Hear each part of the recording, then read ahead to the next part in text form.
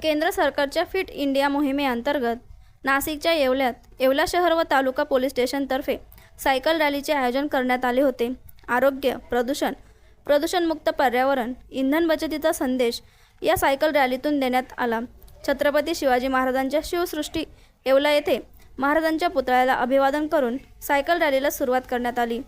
यानंतर डॉक्टर बाबासाहेब आंबेडकर यांच्या पुतळ्याला अभिवादन करून सायकल रॅली ही सेनापती तात्या टोपे यांच्या पुतळ्याकडे रवाना झाली। या ठिकाणी सायकल रॅलीचा समारोप करण्यात आला।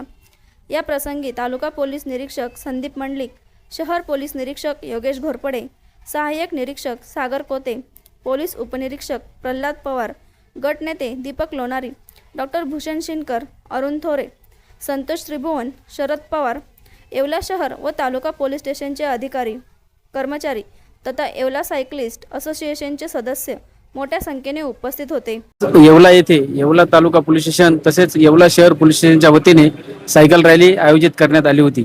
माननीय पोलीस अधीक्षक साहेब यांच्या सूचनेनुसार तसेच भारत सरकार यांच्या संकल्पनेतून फिट फॉर इंडिया तसेच पर्यावरण संरक्षण, इंधन बचत आणि आरोग्य या दृष्टीने सायकल रॅलीला महत्त्व देण्यात आले आहे।